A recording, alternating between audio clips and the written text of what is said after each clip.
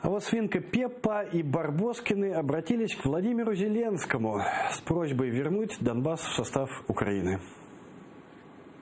Мы аниматоры небольшого шахтерского городка Антрацит. Обращаемся к президенту Украины. Уважаемый Владимир Александрович, если бы в президентских выборах на Украине победил какой-то другой кандидат, возможно, мы бы не писали наше обращение.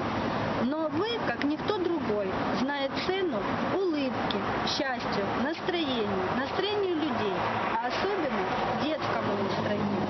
Мы за то, чтобы наши дети улыбались, чтобы они не плакали, чтобы не сидели по подвалам. Мы за мир, мы против войны. Мы обращаемся к вам с просьбой прекратить братоубийственную войну на Донбассе и вернуть мир в наши дома. Дайте автономию Донбассу. Так, чтобы наши старики могли свободно получать пенсию. Чтобы наша молодежь могла достойно работать. И получать образование. А наши дети могли жить спокойной, счастливой жизнью, чтобы у них было детство. Надеемся, что вы нас услышите, и мир наконец-то вернется на Донбасс.